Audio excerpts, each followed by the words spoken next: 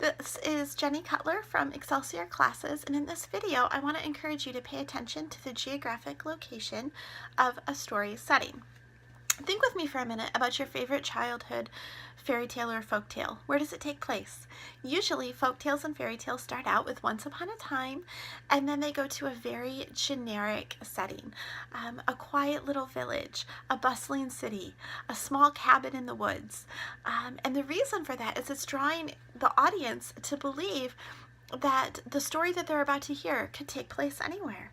It could be in their story or in their location as well, and the setting is left intentionally vague on purpose. In contrast to that, think about the books and the movies that you have read or watched that take place somewhere like New York City. The reader is expected to come to the table with a little bit of background knowledge, right? You can imagine the sights and sounds and smells that the characters are experiencing around them, and you have a little bit of knowledge of maybe what life is like in that location. Authors often will either be very specific or very vague intentionally, depending on their purpose in writing and the messages that they're trying to get across. So I wanted to share a specific example with you from one book, and this is Oliver Twist by Charles Dickens. Great work of literature. Highly recommend it if you have not read it. I want to share from you the very opening paragraph to this book. Just listen along with me.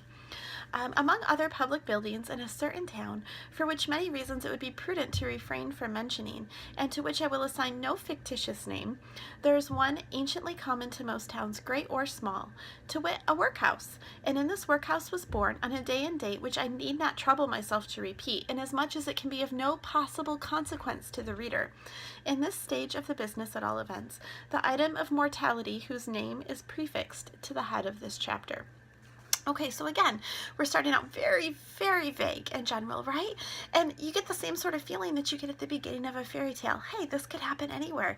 It's just a workhouse. It could be in a town big or small. It could be next door to me, right? Very common. We have a character in a workhouse. Normal. Easy peasy, right? Then take a look with me at what Dickens does. This is chapter 21. And I'm just over a 2-page spread going to share a couple of locations that come up. Just listen to how specific we get here. We have turned into the Bethnal Green Road. We have toiling on towards London. Threaded the streets between Shoreditch and Smithfield. Turning down Sun Street and Crown Street and crossing Finsbury Square. Mr. Siles struck by the way of Chiswell Street into Barbian, thence onto Long Lane, and so into Smithfield. On the next page, we look up at the clock of St. Andrew's Church.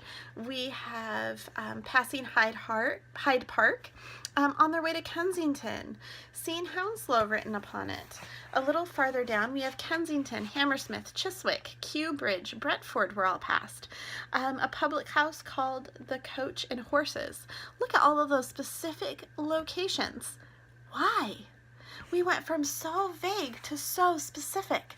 Well, if you know anything about Oliver Twist, you know that Dickens has some points and some messages he's trying to get across about what life is like in London among different social classes. And so he gets very specific, calling out very specific locations and streets in and around London to drive his point home.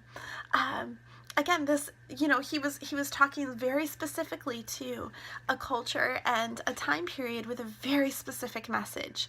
So I want to encourage you as you're reading to really pause when you see the setting described and to think about it for a minute. How is the setting significant? Is it vague on purpose? Am I supposed to believe that this could happen to me? Is it very specific on purpose? Is the author addressing something that's going on in this particular city, in the particular time period being mentioned? How would the story change if I moved it to a different city or a different town or a different country? Would the character's experience be the same, or would it be vastly different? Is there a message the author's trying to send about life in a particular area?